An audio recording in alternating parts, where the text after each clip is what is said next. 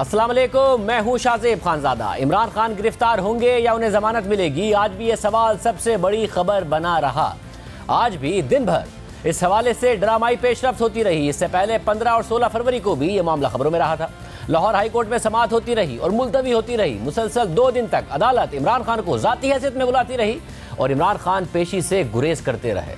उनके वकला कभी एक वजह और कभी दूसरी वजह देते रहे। इमरान खान अदालत के सामने पेश होंगे या नहीं होंगे, ये सबसे बड़ा सवाल बना रहा।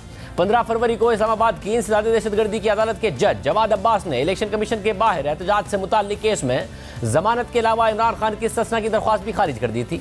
दरख्वास्त जमानत खारिज होने के फौरन बाद इमरान खान के वकला ने लाहौर हाई कोर्ट में हिफाजती जमानत की दरख्वास्त दायर कर दी ताकि इमरान खान को गिरफ्तारी से बचाया जा सके।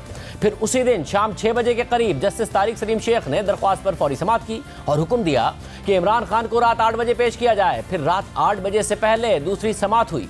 इमरान खान के वकला अदालत में पेश हुए और मजीद मोहलत मांग ली। अदालत ने फिर मोहलत दे भी दी और समाअत रात 8:15 बजे तक के लिए मुलतवी कर दी। 8:15 बजे इस मामले की तीसरी समाअत हुई। इमरान खान इस दफा भी पेश नहीं हुए। उनके वकला ने एक बार फिर मोहलत मांग ली और अदालत ने अगले दिन यानी 16 फरवरी की सुबह तक के लिए मोहलत दे दी और समाअत मुलतवी कर दी। 16 फरवरी की सुबह जस्टिस तारिक सलीम शेख पर मुश्तमिल सिंगल बेंच ने मामले की चौथी समाअत की। इमरान खान एक बार फिर पेश नहीं हुए और उनके वकला ने एक बार फिर मोहलत मांग ली और अदालत ने एक बार फिर मोहलत देते हुए समाअत दिन 12:30 बजे तक मुलतवी कर दी। 12:30 बजे 5वीं बार समाअत हुई। इमरान खान इस बार भी पेश नहीं हुए। वकला ने एक बार फिर मजीद वक्त देने की इस्तदा कर दी। अदालत ने एक बार फिर इस्तदा मंजूर कर ली और समाअत दिन 2 बजे तक मुलतवी कर दी और दिन 2 बजे इस केस की छठी समाअत हुई। इमरान खान इस मरतबा भी पेश नहीं हुए और उनके वकला ने अदालत को बताया कि वो हिफाजती जमानत की दरख्वास्त वापस लेना चाहते हैं। इस दौरान हल्फनामे और वकालतनामे पर इमरान खान के मुख्तलिफ दस्तखत होने पर जस्टिस तारिक सलीम शेख ने नोटिस ले लिया। इमरान खान के वकील की दरख्वास्त वापस लेने की इस्तदा भी रद्द कर दी और रिमार्क्स दिए कि यह संगीन मामला है और इस पर तौहीन अदालत की कार्रवाई हो सकती है। अदालत ने एक बार फिर समाअत 4 बजे तक मुलतवी कर दी और इमरान खान को एक बार फिर तलब कर लिया, लेकिन फिर शाम 4 बजे इस केस की 7वीं समाअत हुई तो इमरान खान इस बार भी पेश नहीं हुए। उनके वकला ने इस्तदा की कि वीडियो लिंक पर इमरान खान की वजाहत सुन ली जाए। अदालत ने एक बार फिर ये इस्तदा मुस्तरद कर दी और समाअत शाम 6:30 बजे तक मुलतवी कर दी। शाम 6:30 बजे के बाद इस केस की 8वीं समाअत हुई। इमरान खान अदालत के सामने फिर पेश नहीं हुए। उनके वकला ने इस दफ़ा सिक्योरिटी खदशात जाहिर कर दिए। अदालत ने IG पंजाब को इमरान खान के वकला के साथ मीटिंग करने और एडवोकेट जनरल पंजाब को इमरान खान की सिक्योरिटी से मुताल्लिक हुक्म पर अमल यकीनी बनाने का हुक्म दे दिया और इमरान खान को 20 फरवरी को दिन 2 बजे तक पेश होने की मोहलत देते हुए समाअत दोबारा मुलतवी कर दी। यानी ये मामला हिफाजती जमानत के बजाय दोहरे दस्तखतों का केस बन गया था और इसमें भी इमरान खान को ज़ाती तौर पर तलब किया गया था। और फिर आज दिन 2 बजे जब इस केस की नवी समाअत हुई, इमरान खान इस दफ़ा भी पेश नहीं हुए और उनके वकील ने यह तस्लीम कर लिया कि इमरान खान की दरख्वास्त पर उनके दस्तखत नहीं थे। जस्टिस तारिक सलीम शेख ने इस पर रिमार्क्स दिए कि आप कानून का मजाक उड़ा रहे हैं, मैं इमरान खान को शो कॉज नोटिस कर देता हूँ। इस पर इमरान खान के वकील ने दोबारा मोहलत मांग ली और अदालत को यकीन दिलाया कि शाम 5 बजे अदालत में होंगे। दूसरी तरफ इमरान खान के वकला ने 16 फरवरी को एक तरफ जस्टिस तारिक सलीम शेख की अदालत में हिफाजती जमानत वापस लेने की इस्तदा की और लाहौर हाई कोर्ट में ही एक दूसरे केस में हिफाजती जमानत की दरख्वास्त दायर कर दी थी। ये मुकदमा इस्लामाबाद के थाना संजानी में दर्ज है, जिसमें इमरान खान समेत तहरीक इंसाफ के मुतादिद रहनुमाओं पर इलेक्शन कमीशन के खिलाफ एहतजाज करने पर दहशतगर्दी की दफात लगाई गई थी। यह एहतजाज 21 अक्टूबर 2022 को इलेक्शन कमीशन की जानिब से इमरान खान को नाअहल किए जाने के खिलाफ किया गया था। इस केस में हिफाजती जमानत की दरख्वास्त 16 फरवरी को लाहौर हाई कोर्ट के 2 रुकनी बेंच के सामने लगी, जो जस्टिस अली बाकर नजफी और जस्टिस शहबाज रिजवी पर मुश्तमिल था। 16 फरवरी को शाम 5 बजे के बाद इस केस की समाअत हुई और अदालत ने इमरान खान को ज़ाती हैसियत में तलब करते हुए समाअत शाम 6:30 बजे तक के लिए मुलतवी कर दी। 6:30 बजे के बाद दोबारा समाअत हुई तो इमरान खान इस केस में भी अदालत के सामने पेश नहीं हुए, लेकिन 2 रुकनी बेंच ने इमरान खान को मोहलत देने के बजाय उनके पेश ना होने पर जमानत की दरख्वास्त खारिज कर दी थी। आज दिन 3 बजे के बाद यही दरख्वास्त दोबारा लाहौर हाई कोर्ट में दायर की गई। एक बार फिर यह दरख्वास्त जस्टिस अली बाकर नजफी और जस्टिस शहबाज रिजवी के बेंच के सामने मुकर्रर हुई और फिर सूरत हाल ये बनी कि जस्टिस तारिक सलीम शेख पर मुश्तमिल सिंगल बेंच और जस्टिस बाकर नजफी और जस्टिस शहबाज रिजवी पर मुश्तमिल 2 रुकनी बेंच अपनी अपनी अदालतों में आज इमरान खान का इंतजार करता रहा। इमरान खान अदालत की जानिब से दिया गया वक्त गुजरने के बाद लाहौर हाई कोर्ट पहुंचे और वो भी इस तरह कि उनके साथ हज़ारों कारकुन थे। तहरीक इंसाफ के रहनुमा ये दावे करते रहे कि लोग खुद अपने तौर पर इतनी बड़ी तादाद में अदालत तक आ गए हैं, लेकिन इससे पहले लाहौर हाई कोर्ट पहुंचे ट्विटर पर टॉप ट्रेंड बन चुका था। यानी टॉप ट्रेंड था कि लाहौर हाई कोर्ट पहुंचे और तहरीक इंसाफ के ऑफिशियल अकाउंट से भी इस ट्रेंड को इस्तेमाल किया गया। और 6:22 पर जब जज साहिबान इमरान खान का इंतजार कर रहे थे तो इस ट्रेंड को इस्तेमाल करके पीटीआई के ऑफिशियल अकाउंट से ट्वीट में लिखा गया कि माफिया तुम सोच लो, इमरान खान अवाम की रेड लाइन है।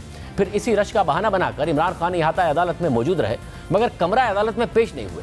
जज साहिबान बार बार मोहलत देते रहे और इमरान खान हाई कोर्ट में मौजूद होने के बावजूद पेश नहीं हुए। उनके वकला बार बार ये इस्तदा करते रहे कि इमरान खान की गाड़ी में ही उनकी हाजिरी लगा ली जाए मगर फिर जस्टिस अली बाकर नजफी ने हुक्म दिया तो इमरान खान गाड़ी से उतरकर पैदल चलकर 2 रुकनी बेंच के सामने पेश हुए जहां 3 मार्च तक उनकी हिफाजती जमानत मंजूर कर ली गई। इसके बाद इमरान खान दोहरे दस्तखतों के केस में जस्टिस तारिक सलीम शेख की अदालत में पेश हुए। ये इस अदालत की 10वीं समाअत थी जिसमें इमरान खान ने अदालत से मुआजरत करते हुए कहा कि दरख्वास्त मेरे दस्तखत और मेरी मंजूरी के बगैर दायर की गई जिस पर माजरत चाहता हूँ। इस पर अदालत ने इमरान खान की दरख्वास्त से जमानत वापस लेने की बुनियाद पर निपटा दी। इसके अलावा सियासी मंजरनामे पर भी आज बड़ी पेशरफ्त हुई है। पंजाब और खैबर पख्तूनख्वा में इंतखाबात की तारीख देने के मामले में आज एक नया मोड़ आ गया है। सदर मुमलिकत ने दोनों सूबों में इलेक्शन के लिए 9 अप्रैल की तारीख मुकर्रर कर दी है। सदर मुमलिकत डॉक्टर आरिफ अलवी की तरफ से chief election commissioner Sikandar Sultan Raja को लिखे गए खत में कहा गया है कि पंजाब और खैबर पख्तूनख्वा के गवर्नर्स और इलेक्शन कमीशन के आईनी दफातर पहले आप नहीं पहले आपके उर्दू मुहावरे की तरह गेंद एक दूसरे के कोर्ट में डाल रहे हैं। 8 और 17 फरवरी को इलेक्शन कमीशन को खुतूत लिखे गए और चीफ इलेक्शन कमिश्नर को मुलाकात की दावत दी गई मगर इलेक्शन कमीशन ने मुआजरत कर ली। इस वक्त अदालती फोरम से कोई हुक्म इम्तना नहीं है, लिहाजा इलेक्शन एक्ट के सेक्शन 57(1) के तहत इख्तियारात का इस्तेमाल करते हुए मैं 9 अप्रैल बरोज इतवार को पंजाब और खैबर पख्तूनख्वा की सूबाई असम्बलियों के आम इंतखाबात करवाने का ऐलान करता हूँ। इलेक्शन कमीशन कानून के तहत पाबंद है कि वो सेक्शन 57(2) के तहत इलेक्शन का प्रोग्राम जारी करे। सदर मुमलिकत के इस इक़दाम पर वफाकी वज़रा ने सख्त तनकीद की है और इसे गैर आईनी करार दे दिया। आज अपनी जो आईनी औकात है सदर की उससे तजावज़ करते हुए उसने इलेक्शन की डेट दे दी है जिसका उसके साथ ताल्लुक ही कोई नहीं। It is like almost amounts to abrogating the constitution. गैर आईनी इकदाम उठाए जब जाते हैं उनकी जो भी सज़ा है तजवीज़ करता है आइन जो है वो हम अपना राइट रिजर्व रखते हैं कि इनके खिलाफ जो है उसके तहत कार्रवाई होगी। आज आइन का प्यार दे के कहते हैं, सीने पे हाथ रख के मैंने आइन की पासदारी करनी है। आपके मुंह से ये बातें अच्छी नहीं लगती।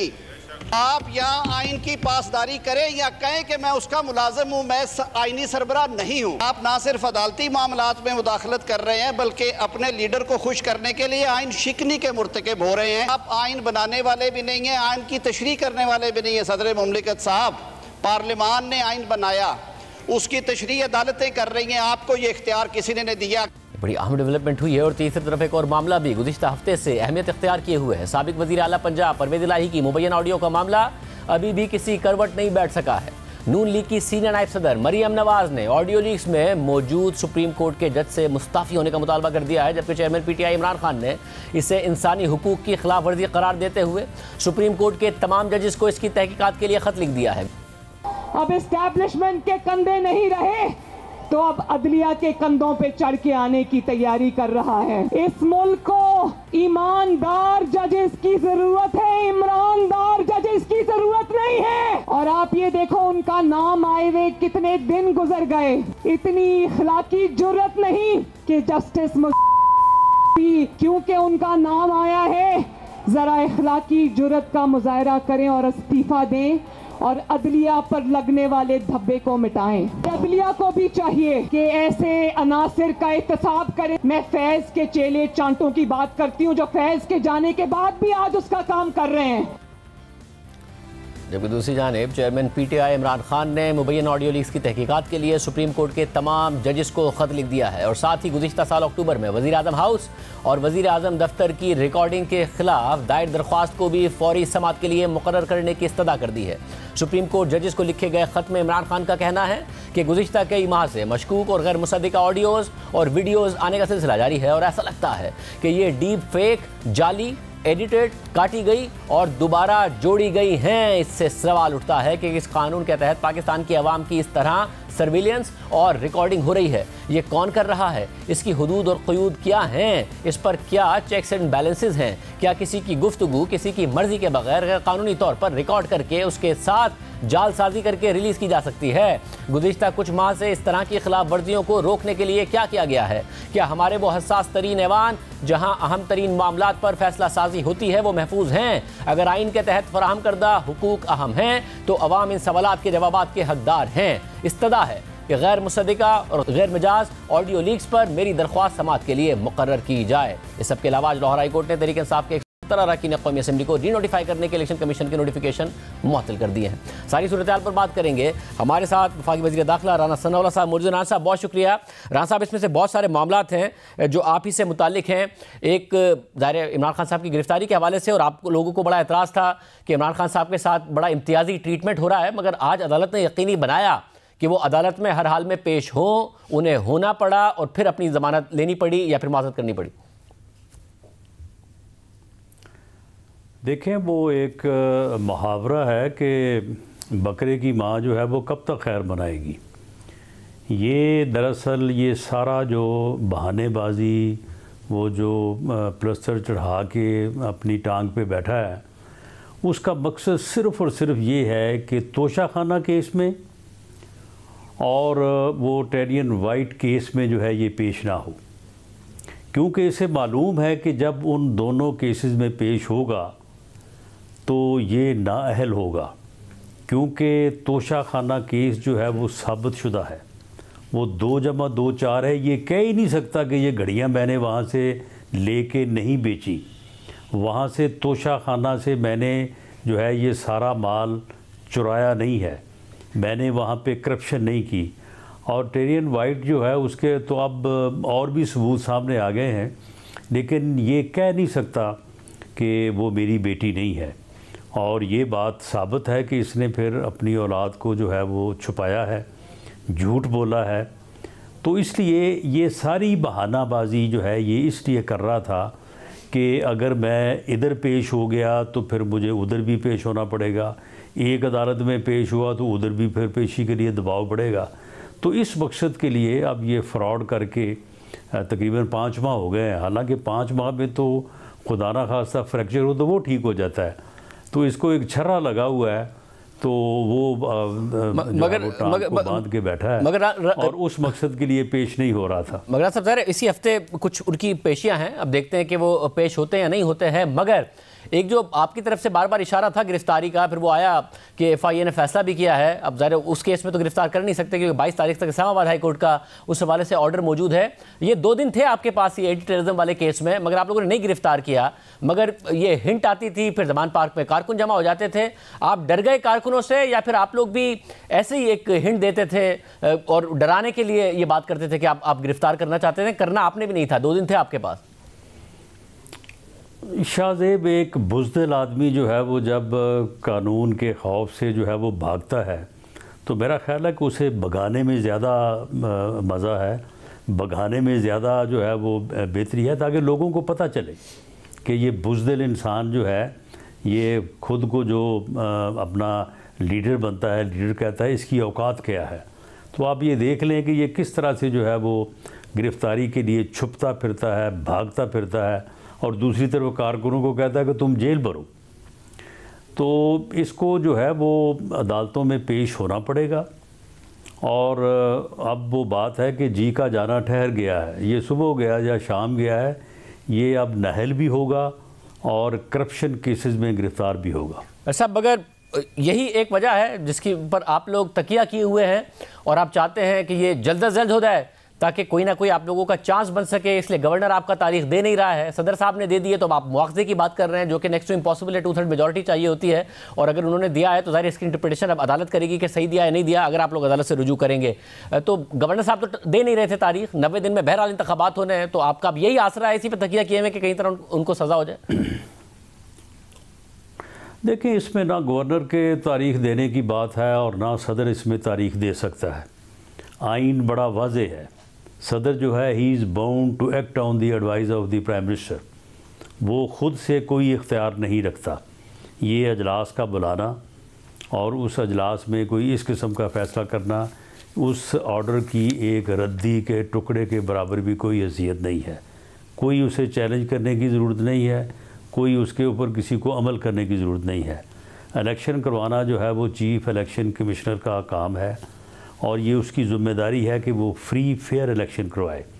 आप मुझे बताएं कि जब आइन ये स्कीम देता है कि जनरल इलेक्शन जो है वो केयर टेकर सेटअप में होंगे, तो हाउ इट इज़ पॉसिबल कि एक तरफ फेडरल गवर्नमेंट बैठी हो, दो सूबों की हुकूमतें हों और without care taker setup free और फेयर इलेक्शन हो जाए। हमारी ये राय है और अगर अगर इलेक्शन कमीशन इससे मुतफिक है तो उसे चाहिए कि वो जनरल इलेक्शन जो है वो तमाम असम्बलियों के सूबाई और कौमी जो है मगर आपने ताकि केयर टेकर सेटअप हो, ताकि इंसाफ हो, फेयर हो और उसके ऊपर सब कुछ यकीन हो।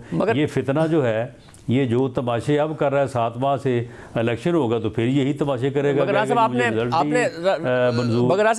मुझे हरा दिया गया है। आपने लाहौर हाई कोर्ट का फैसला देख लिया कि 90 दिन में इलेक्शन कराने होंगे सूबों में, और आपने जो दूसरी समाअत हो रही थी एक जो कि CCPO लाहौर के हवाले से थी, उसमें सुप्रीम कोर्ट का मूड देख लिया कि 90 दिन में इलेक्शन कराने के हवाले से क्या रिमार्क्स आए और फिर किस तरीके से कोई सूमोटो का मामला जो है वो सुप्रीम चीफ जस्टिस को भी भेज दिया गया। तो अदालत से इस मामले में आप लोगों को रिलीफ मिलना है नहीं, तो जो 90 दिन है, अब गवर्नर ना दे तारीख और सदर साहब की तारीख भी आप ना करें एक्सेप्ट, तो उसके बावजूद 90 दिन अगर 14 अप्रैल को पूरे होंगे तो 90 दिन में तो इंतखाब होगा ही होगा। तो ये 4 दिन, 3 दिन, 2 दिन कोई देगा कोई नहीं देगा, इस पे क्यों लड़ रहे हैं भाई? नहीं शाहजेब, 90 दिन अगर 90 दिन लिखे हैं ना आइन में, तो ये केयर टेकर सेटअप भी आइन में लिखा है और केयर टेकर सेटअप जो है ये दुनिया में कहीं नहीं होता। ये पाकिस्तान के मखसूस हालात और यहाँ में इलेक्शन की रिगिंग की एक रवायत है, तो उस वजह से जो है वो लेजिस्लेटर्स ने, पार्लियामेंट ने ये एक स्कीम इंट्रोड्यूस करवाई है। राना साहब, तो सूबों में होंगे तो सूबों में केयर टेकर होगा ना, जब वफाक में होंगे तो वफाक में केयर टेकर होगा। सुन ले, for all times to come general election जो है वो केयर टेकर सेटअप के तहत होता है और यही आइन का जो है वो तकाजा है। आप मुझे बताएं कि ये कल कह रहे थे सदर ममलकत के जी आइन में सुराख तलाश ना करें, वो सुराख तो तुमने किया है। तुम लोगों ने 2 असम्बलियाँ जो हैं बग़ैर किसी आइनी जवाज़ के ज़बरदस्ती हट धर्मी से एक आदमी ने अपनी ज़िद और झूठी अना की खातिर जो है वो उनको तोड़ा है। तो अब अब इलेक्शन कमीशन जो है वो फैसला करे। हम तो इलेक्शन के लिए मगर ये भी तो आइन में ही है ना, आइन ने देखिए आइन में किया है, मगर आइन में तो इलेक्शन की तैयारी के लिए मैदान में उतर चुके हैं। ना सब आइन में ये इलेक्शन अप्रैल में हो जाए, इलेक्शन अक्टूबर में हो जाए, हमें तो कोई फर्क नहीं पड़ता। फर्क पड़ता है, आप लोग नहीं है तैयार। इलेक्शन कमीशन की जिम्मेदारी है, हमारी जिम्मेदारी नहीं है। आइन में भी कोई सूबों की जो असेंबलियां हैं उसको तहलील करने के इख्तियार को कोई नथी थोड़ी किया गया था वफाक से। एक चीफ मिनिस्टर को दिया गया था इख्तियार कि वो तहलील कर सकता है, उसने कर दी। तो अब आइन में वरना ये होता कि नहीं जी अगर फिर सूबों की होगी तो मरकज की भी ऑटोमेटिकली हो जाएगी, या फिर मरकज है तो फिर सूबों की नहीं होगी, तो अलग अलग का इख्तियार, तो फिर इंतखाबात तो होंगे 90 दिन में। शाहजेब आइन में सिर्फ एक दफ़ा या आर्टिकल नहीं है जिसमें 90 दिन का जिक्र है, उसमें और भी जो है वो सारा जिक्र है और भी बहुत सारे सेक्शन और आर्टिकल्स हैं। ये इसी आइन में लिखा है कि फ्री और फेयर इलेक्शन करवाना जो है इलेक्शन कमीशन की रिस्पॉन्सिबिलिटी है, प्रेसिडेंट की नहीं है, गवर्नर की भी नहीं है, किसी और अदारे की भी नहीं है।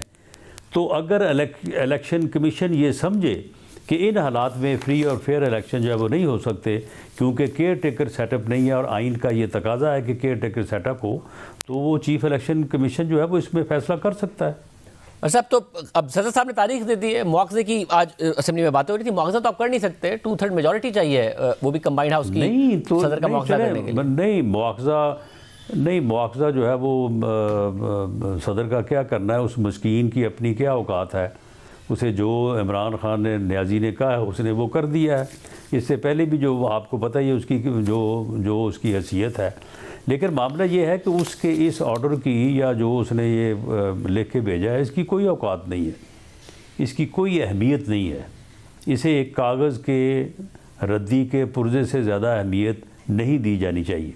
लगता है कि अदालत के में ये मामला जाएगा, मगर एक और मामला है रान साहब, और आपने हमारे ही प्रोग्राम में चीफ जस्टिस से इस्तदा की थी कि वो इस मामले का सू मोटो लें, और फिर नज़र आया कि वीकेंड पर मरियम नवाज साहिबा तो आगे निकल गई और जज साहब का नाम भी लिया और उनसे मुस्ताफ़ी होने का मुतालबा भी कर दिया, मगर दूसरी तरफ इमरान खान साहब ने तमाम जजेस को ख़त लिखा है और ज़रा वो कॉल टैपिंग के हवाले से, और ये मामला आपसे बहुत ज़्यादा ताल्लुक़ रखता है आपकी वजारत से, तो अभी तक लिया नहीं है चीफ जस्टिस ने नोटिस, मगर मुतालबा यही हो रहा है कि ये क्यों हो रही हैं, किस तरीके से हो रही हैं, कौन सी एजेंसियाँ करती हैं, इसके ऊपर इमरान खान साहब ने सवाल उठाए। नहीं शाहजेब, वो कहते हैं ना चोर मचाए शोर, ये अब लिख के भेज रहा है जजेस को।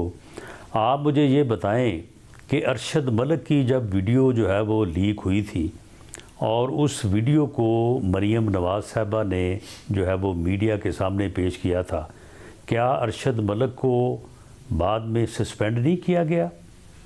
क्या हाई कोर्ट के जज ने उसकी इंक्वायरी नहीं की? क्या उसको बाद में डिसमिस नहीं किया गया? क्या इससे पहले जो एक ऑडियो लीक हुई थी तो उसमें उस वक्त जस्टिस अब्दुल क़य्यूम उन्होंने रिज़ाइन नहीं किया था? तो मामला यह है कि उस वक्त ये सारी बातें क्यों ना हुई और अब जो है ये सारी बातें पहले हो रही हैं। मामला ये है कि किसने बनाई ऑडियो, किसने टेप की, किसने रिकॉर्ड की, ठीक है इसका भी पता कर लें, लेकिन बात तो ये है ना कि ये बताएं कि ये हकीकत है या नहीं है, और अगर ये हकीकत है तो फिर अदलिया के वक़ार के लिए, इस मुल्क में इंसाफ के तकाज़ों को जो है वो बुलंदो बाला रखने के लिए किसी को रिज़ाइन करना चाहिए, अपनी ज़ात से ऊपर उठना चाहिए।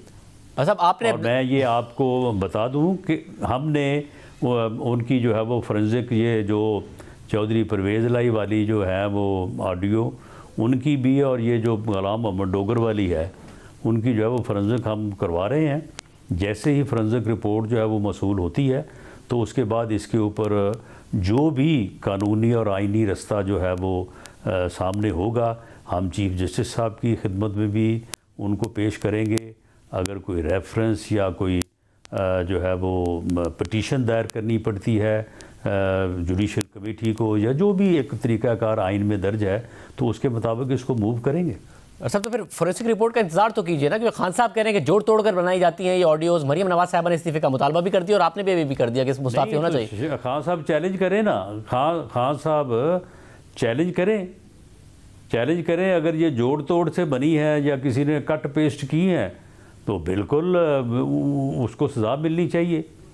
लेकिन मामला ये है कि इन ऑडियो को, जो चौधरी परवेज़ लाई की बात है उसने तो खुद तस्लीम किया है, जो गुलाम मोहम्मद डोगर वाली है उसको यास्मीन राशिद साहिबा ने खुद तस्लीम किया है। ये कट पेस्ट कहाँ से आ गया? यानी खान साहब का मामला ये है कि खुद जो है वो अगर अपने ऊपर बात हो तो उनका मौक़िफ़ और है, जब किसी दूसरे के ऊपर हो तो उनका मौक़िफ़ और है। ये शाहजेब इसमें जो है ना, ये अपने करतूतों में, अपने गुनाहों में जो है ना, ये टोला, बदबख्त टोला जो है ना, ये फंस चुका है और पूरी कौम ने इसकी शनाख्त और इदराक कर लिया है। अब इंशाअल्लाह ताला जो है ना, इससे इस मुल्क और कौम की जान छूट जाएगी। बहुत शुक्रिया सना साहब हमारे साथ मौजूद थे। हम अब बताते चलें कि हमें तहरीक इंसाफ के मुख्तलिफ रहनुमाओं को प्रोग्राम आने की दावत दी ताकि उनका मौक़िफ़ भी आए। कुछ आम बातें या इल्ज़ामात अगर सना साहब की तरफ से लगाए गए हैं मगर किसी ने जवाब ही नहीं दिया है। एक अहम कानूनी पहलू है सदर साहब के हवाले से, डिसीजन के हवाले से, उस पर बात करेंगे के बाद। प्रोग्राम में दोबारा खुशामदीद नाजरीन। आइन बड़ा वाज़ेह है कि असम्बलियाँ तहलील होने के बाद 90 दिन के अंदर इंतखाबात होने हैं, मगर गवर्नर इस वक्त तारीख दे नहीं रहे हैं और कह रहे हैं मैंने तहलील नहीं की तो मैं कैसे तारीख दूं। इलेक्शन कमीशन कह रहा है कि हम नहीं तारीख देने का इख्तियार रखते, गवर्नर साहब रखते हैं। सदर साहब ने जब तारीख दे दी है तो हमें नज़र आ रहा है कि अब हुकूमत को उस पर एतराज़ हो रहा है। आइन और कानून के हिसाब से क्या बात ठीक है? हमारे साथ मौजूद है रशीद रिजवी साहब, साबिक़ सदर सुप्रीम कोर्ट बार एसोसिएशन। साथ ही हमारे साथ अहमद बिलाल महबूब साहब मौजूद हैं, आप सदर पिल्डैत हैं। आप दोनों का बहुत शुक्रिया। रशीद रिजवी साहब, सदर साहब ने ठीक किया, 90 दिन में इंतखाबात होने हैं, गवर्नर साहब दे नहीं रहे तारीख और इलेक्शन कमीशन कह रहा है हम मिजाज नहीं है देने के, तो सदर साहब ने इलेक्शन एक्ट है 57 के तहत ठीक किया। नहीं, मैं समझता हूँ 57 में पहली बात तो ये है कि लफ्ज़ कंसल्टेशन है विद इलेक्शन कमीशन, वो मुझे एक मीनिंगफुल कंसल्टेशन नहीं लगती। आपको याद होगा अल जिहाद केस में 1995 सुप्रीम कोर्ट जजेस के अपॉइंटमेंट पे भी लफ्ज़ कंसल्टेशन होता था। अब 18th अमेंडमेंट से पहले उसको सुप्रीम कोर्ट की 5 रुकनी बेंच ने कहा था मीनिंगफुल कंसल्टेशन होनी चाहिए। तो ये आज की जो कार्रवाई है इनकी सदर साहब की, वो लगता नहीं है कि मीनिंगफुल कंसल्टेशन में हो गए। एक ही अटेम्प्ट में उन्होंने कह दिया कि जी मेरा कंसल्टेशन हो गया है। दूसरी बात यह है कि आइन को आप पूरा पढ़ लें। आइन में अलावा नेशनल असेंबली के और कोई सदर को इख्तियार नहीं है इलेक्शन की डेट देने का। तो अब ये क्वेश्चन मैं समझता हूँ फिर जाएगा सुप्रीम कोर्ट के सामने। बट साहब अगर उसमें एक्ट में लिखा हुआ है कि प्रेसिडेंट जनरल इलेक्शन की डेट अनाउंस करेंगे, तो ये सूबे में भी तो जनरल इलेक्शन ही हो रहा है। उसमें ये नहीं लिखा हुआ कि कौमी असेंबली के जनरल इलेक्शन होंगे या सूबों के होंगे। अब सारी असेंबली तहलील हो गई तो जनरल इलेक्शन ही नहीं हो रहा रिजवी साहब। हाँ, ये होगा तो 2 सूबों का तो जनरल इलेक्शन ही है, लेकिन वो उस रेफरेंस में आया है नेशनल असेंबलीज के। जी मैं अहमद बिलाल महबूब साहब आप बताइएगा, ज़ाहिर जो इलेक्शन एक्ट है उसका जो 57(1) है उसमें तो लिखा हुआ है कि अनाउंस करेंगे प्रेसिडेंट जनरल इलेक्शन की इन कंसल्टेशन विद कमीशन। अब कंसल्टेशन के लिए भी सदर साहब ने कहा था, उसका जवाब भी इलेक्शन कमीशन ने दे दिया, तो कंसल्टेशन भी नहीं हो सकी। तो क्या करते सदर साहब, ठीक किया उन्होंने या नहीं किया? नहीं, सदर साहब ने हम तो खुद इस बात के हामी थे कि जब कॉन्स्टिट्यूशन इस बारे में क्लियर नहीं है तो सदर साहब को ये 57(1) ये इख्तियार देता है कि वो इलेक्शन की डेट अनाउंस कर दें। लेकिन ये 2 चीज़ों से मशरूत थी ये बात। एक तो शर्त ये थी कि वो इलेक्शन कमीशन के साथ कंसल्टेशन करते। वो उन्होंने अनफॉर्चुनेटली वो नहीं हो सकी। उन्होंने कोशिश तो की लेकिन बहरहाल वो कोशिश कामयाब नहीं हुई, तो कंसल्टेशन तो नहीं हुई। तो एक शर्त तो ये पूरी नहीं हुई। और दूसरी मेरी नाकिस राय में एक ओवरऑल स्कीम ऑफ थिंग्स है कॉन्स्टिट्यूशन की पार्लिमानी निज़ाम हुकूमत में कि सदर ममलकत आर्टिकल 48(1) के तहत कोई भी काम वज़ीर आज़म के मशवरे के बगैर नहीं कर सकते। वो एग्जेक्टिव प्रेसिडेंट नहीं है। तो ये दूसरी शर्त भी पूरी नहीं हुई क्योंकि कोई उनको वज़ीर आज़म की तरफ से तो मशवरा नहीं था। तो ये तरीका तो यही था कि सदर ममलकत करते, लेकिन वो इन 2 चीज़ों को करने का एहतमाम कर लेते तो शायद कोई रास्ता निकलता। लेकिन उन्होंने यूनिलैटरल ये काम कर लिया, तो मेरे ख्याल में उससे तो मामला हल नहीं हुआ बल्कि और ज़्यादा उलझ गया है। तो मगर अहमद बिलाल महबूब साहब, अब इलेक्शन तो होने हैं, आइन तो इस बात पे क्लियर है, अगर असेंबली तहलील होगी तो 90 दिन के अंदर आपने इंतखाबात कराने हैं। अब अगर गवर्नर साहब ना दे रहे हो तारीख और इलेक्शन कमीशन कह रहा हो कि गवर्नर साहब ने देनी है तारीख, सदर साहब दे दे, और ये सारा का सारा बेशक सबकी अपनी अपनी इंटरप्रिटेशन हो, मगर ये तो तय है ना कि 90 दिन में होने हैं, तो फिर होगा क्या अगर कोई भी तारीख नहीं देगा? इलेक्शन कमीशन पाबंद तो है 90 दिन में इंतखाबात कराने का। ये तो दुरुस्त है, आइन के हिसाब से इलेक्शन कमीशन क्या पूरी स्कीम पाबंद है, यानी आइन पाबंद करता है सबको कि 90 रोज के अंदर इंतखाबात हों। ये तो ठीक है, लेकिन अब उसमें कॉम्प्लिकेशन ये हो गई है कि चूँकि ये पहली दफ़ा पाकिस्तान में हो रहा है कि सूबाई असम्बलियों के इलेक्शन अलग हो रहे हैं, वरना ये सब इकट्ठे होते तो सदर ममलकत ये डेट दे देते थे और कोई कॉम्प्लिकेशन नहीं पैदा होती थी। अब चूँकि सूबाई असम्बलियों के हो रहे हैं तो ख्याल ये हुआ है कि ये गवर्नर से डेट मिलनी चाहिए, जो कि मेरे ख्याल में करेक्ट इंटरप्रिटेशन नहीं है, क्योंकि गवर्नर ये डेट उसी सूरत पे देते हैं आइन के मुताबिक जब असम्बली उन्होंने डिज़ोल्व की हो। तो गवर्नर साहब ने तो ये किया नहीं है, तो इसलिए गवर्नर साहब डेट देने से इनकारी थे। तो अब ये सदर साहब ही दे सकते थे, लेकिन सदर साहब ने ये 2 काम नहीं किए। तो मेरे ख्याल में ये अल्टीमेटली इंटरप्रिटेशन के लिए अब ये सुप्रीम कोर्ट के पास ही जाएगी और सुप्रीम कोर्ट को ही इसके बारे में इंटरप्रिटेशन करके बताना पड़ेगा कि चूँकि ये वाजे नहीं है आइन, तो अब इन हालात में कौन डेट देगा। लेकिन ये बात दुरुस्त है कि आइन के हिसाब से ये बात लिखी हुई है कि ये स्कीम के अंदर मंशा ये है कि पोलिंग की डेट एग्जेक्टिव दे और उसके बाद इलेक्शन कमीशन उसके ऊपर अमल करते हुए डिटेल्ड स्केड्यूल दे दे। तो ये एग्जेक्टिव को दिया गया है ये प्रेरोगेटिव कि वो डेट फिक्स कर दे। तो ये अब इलेक्शन कमीशन, ये अब सुप्रीम कोर्ट ने ही बताना है कि वो कौन देगा, सदर देगा, गवर्नर देगा या वजीर आजम उनको मशवरा देंगे तो वो देगा। साहब जो जवाब दिया रिजवी साहब इलेक्शन कमीशन ने भी, उसमें जो एक और अहम मामला है वो ये कि ये मामला ज़ेरे समात है अभी लाहौर हाई कोर्ट में, तो क्या उस सूरत में नहीं दे सकते थे सदर साहब कि अगर पहले ही ज़ेरे समात है और अब आगे भी क्या फैसला अदालत ही करेगी कि तारीख दे सकते थे या नहीं दे सकते थे? उन्हें इंतज़ार तो करना चाहिए था हाई कोर्ट के फैसले का कि जो इन्होंने इंट्रा कोर्ट अपील फाइल की है उसका क्या नतीजा निकलता है। दूसरी बात यह है कि मैं समझता हूँ कि बुनियादी ड्यूटी जो है, बुनियादी जो फंक्शन है वो गवर्नर का था। ये कह देना कि मैंने डिज़ोल्व नहीं है तो मेरे पे लाइबिलिटी नहीं है, वो प्रोविज़न में मेरे को सेपरेट करके पढ़ना चाहिए। एक उसमें नहीं कि जो डिज़ोल्व कर रहा है तो उसी नोटिफिकेशन में डेट भी देगा। ये कॉन्स्टिट्यूशन और किसी पे ये अथॉरिटी नहीं इम्पोज करता है, सिर्फ और सिर्फ ये अथॉरिटी एक्सटेंड करता है गवर्नर को कि वो अनाउंस करेगा। अब ये कह देना कि मैंने नहीं किया और ये ऑटोमेटिक कॉन्स्टिट्यूशन के तहत डिज़ोल्व हो गई है, ये मैं ना मानूं वाली बात है और इसको ज़बरदस्ती एक कॉन्स्टिट्यूशनल क्राइसिस बना दिया गया है।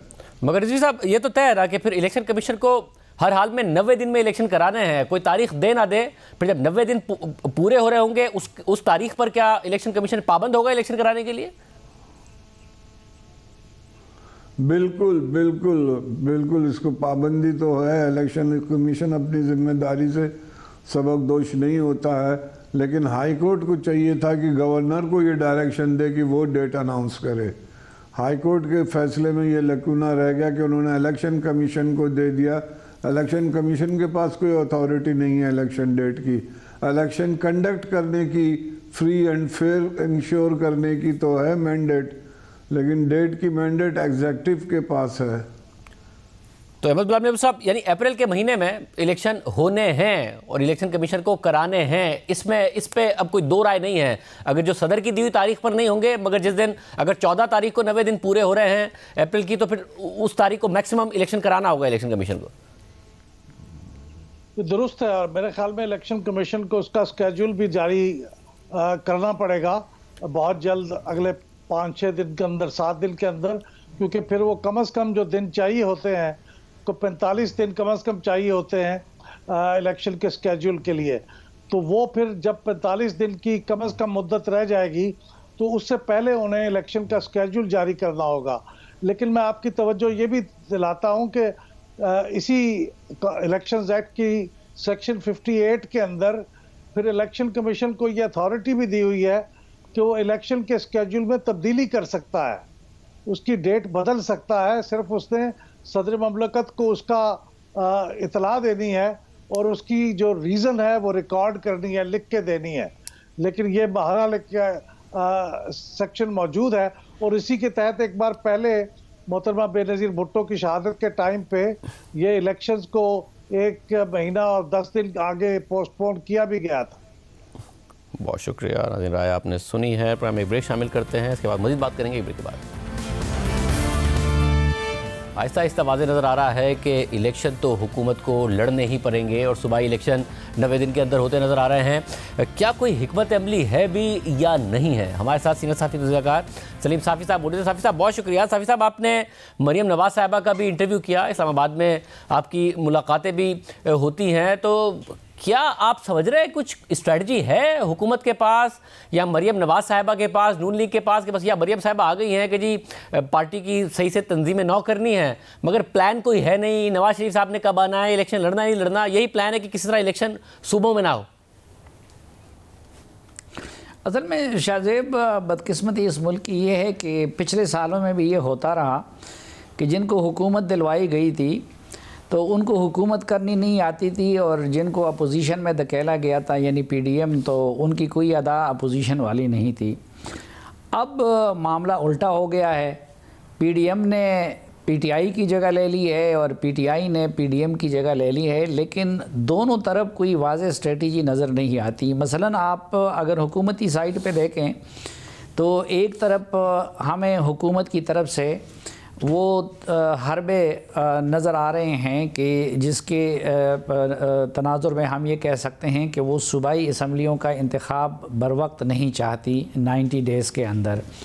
और आपने जो गवर्नर खैबर पख्तूनख्वा है ग़ुलाम अली, उनके रवैये को देखें, इसी तरह आप गवर्नर पंजाब के रवैये को देखें, या फिर इलेक्शन कमीशन को जिस तरीके से तमाम इदारों ने माज़रत कर ली है। दूसरी तरफ मरीम नवाज़ साहबा वो इंटरव्यू में ये फरमा रही हैं कि हम तो इलेक्शन के लिए तैयार हैं और मैं तो कैंपेन मैंने शुरू की हुई है। और इसी तरह आप इमरान ख़ान साहब का भी देखें कि एक तरफ वो बुध की तारीख़ के जेल बरो तहरीक शुरू कर रहे हैं और दूसरी तरफ इस वक्त उनकी सियासत का पूरा महवर और मरकज़ और सरगर्मियों और एक्टिविटीज़ का एक जो हदफ नज़र आता है वो यही है कि वो जेल जाने से बच जाएं। अब जेल जाना तो दूर की बात है, अदालत जाने से उन्होंने कितना अपने आप को बचाए रखा, इस खौफ से कि कहीं ना कहीं उनकी कहीं ज़मानत कैंसिल ना हो जाए। तो उनके यहाँ भी ये सूरत हाल नज़र आती है कि कोई स्ट्रेटजी ना इमरान ख़ान साहब की वाज़ेह नज़र आती है, ना इनकी नज़र आती है। इसी तरह आरिफ अलवी साहब हैं तो बाज़ औक़ात वो हुकूमत के पूरी तरह सहूलतकार नज़र आते हैं और बाज़ औक़ात वो पूरे मुज़ाहिमतकार नज़र आते हैं। तो एक कन्फ्यूजन की फ़िज़ा है, लेकिन मेरे ख़्याल में अल्टीमेटली इन सारी चीज़ों का फ़ैसला वो सुप्रीम कोर्ट ही नहीं करना होगा। वैसा मगर एक तहरीक इंसाफ में ज़ाहिर ये फीलिंग है कि इमरान खान साहब की जो हिकमत अमली है वो इस्टेब्लिशमेंट पर दबाव डालने में कामयाब हुए हैं, उसे बैकफुट पे करने में भी कामयाब हुए हैं।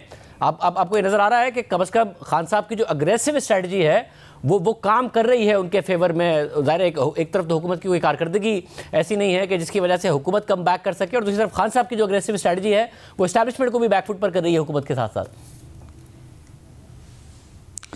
नहीं, मेरे ख़्याल में एक तो इस वक्त जो इस्टेब्लिशमेंट के सरखील हैं वो ऐसे नहीं हैं कि वो इन चीज़ों से बैक फुट पे आ जाएं, और दूसरी तरफ जो दरपर्दा राब्ते या रवैये वो राब्ते होते हैं या मिन्नत तरला, तो वो हमें कभी इस्टेब्लिशमेंट की तरफ से तो उसके आसार नज़र नहीं आते। अलबत्ता इमरान ख़ान साहब के ग्रुप की तरफ से बहुत सारे लोग उन कोशिशों में लगे रहते हैं, हम वक्त कुछ मुलाकातों के लिए वक्त मांगते हैं, लेकिन आला सतह पे तो उनको मुलाकात के लिए वक्त नहीं दिया जा रहा है, उनको एंटरटेन नहीं किया जा रहा है। लेकिन निचली सतह पे भी जो कुछ होता है तो वो अमूमन इनिशिएटिव पीटीआई के लोगों की तरफ से होता है, उनकी तरफ से नहीं होता। अब मसलन आप खैबर पख्तूनख्वा में आप देख लें कि जब वज़ीर आला के तकर्रुर का मामला आ गया तो आपने देखा कि परवेज़ खटक को टास्क किया गया था कि आपने इस पे महमूद ख़ान और उनको राज़ी करना है, तो उन्होंने तो उनको राज़ी कर लिया। तो मुझे तो ऐसी कोई सूरत हाल नज़र नहीं आती कि ये आप कह सकते हैं कि चूँकि इस्टेब्लिशमेंट नई है, पुरानी इस्टेब्लिशमेंट की तरह पॉलिटिकल अफेयर्स में तजुर्बाकार नहीं है, लेकिन बैक फुट का कोई तासुर मुझे नज़र नहीं आता। साहब, और फिर जब अगर फैसला सुप्रीम कोर्ट ने करना है, जैसा कि आपने भी जिक्र किया, तो और नज़र आ रहा है जो मुख्तलिफ समातें हुई हैं कि ऐसा नहीं होगा कि अदालत कहे कि आइन में तो 90 दिन दर्ज है मगर आप 120 दिन में इलेक्शन करा लें या 150 दिन में करा लें। आइन के मुताबिक अगर बाय द बुक भी अदालत जाएगी तो 90 दिन में ही इन्हें इलेक्शन कराना होगा। तो इनकी कोई तैयारी है, कोई हिकमत अमली है कि जी फिर अगर हो गया तो फिर नवाज शरीफ साहब आएँ और कोई कैंपेन कर रहे हों, या इसी बात का आसरा है कि इमरान खान साहब को के ख़िलाफ़ अदालत से फैसला आ जाएगा जिसकी वजह से हमें ओपन फील्ड मिल जाएगी? देखिए, अब इस वक्त मेरे ख़्याल में असल ट्रायल जो है वो अदालतों का भी हो रहा है, और दोनों तरफ से मसलन अदालतों पे तनकीद भी हो रही है और दोनों तरफ ने आस भी उनसे लगा रखी है। मसलन एक तरफ ज़ाहिरी बात है कि अगर इसका मामला बिल्कुल क्लियर है 90 डेज़ का, तो उसके साथ साथ बहुत सारी केसेस इमरान ख़ान साहब के ख़िलाफ़ ऐसी पेंडिंग्स हैं कि उसमें भी बिल्कुल वो ओपन शट केसेस हैं, जिसके नतीजे में वो डिस्क्वालीफाई भी हो सकते हैं और जिसके नतीजे में वो जेल भी जा सकते हैं, पार्टी फंडिंग केस को दे के, टीरियान केस को दे के, और बहुत सारे इस तरह के केसेस हैं और ये मुकदमात है मसलन। और फिर ये तनकीद भी हो रही है जो जुडिशरी पे कि मसलन ये तो अब अगर ये उसूल हो कि एक बंदा पॉपुलर हो और उनके वो मॉब को इकट्ठा कर सकें, तो फिर हमारे साइड पे तो मंजूर पश्तीन सबसे ज़्यादा पॉपुलर है, तो फिर इसका मतलब ये कि कल उनको भी अदालत में इस तरह की रियायतें दी जाएंगी। फिर मौलाना फजलुर रहमान अपने मदरसे के तलबा को इकट्ठा कर सकेंगे। तो दोनों तरफ से वो दबाव इस वक्त हमें नज़र आ रहा है। और अगर ये इलेक्शन ना कराने के मामले में हुकूमत की कॉन्स्टिट्यूशनल पोजीशन कमज़ोर नज़र आती हैं, तो बाकी जितने भी केसेस हैं तो उन केसेस में तो इमरान खान साहब की पोजीशन कमज़ोर नज़र आती है और इसलिए वो उसमें डिले भी चाहते हैं और मेरिट पे भी लड़ना नहीं चाहते हैं। बहुत शुक्रिया आसिफ साहब का तज़किया आपने सुना। आज के प्रोग्राम में इतना ही, इजाज़त दीजिए, अल्लाह हाफ़िज़।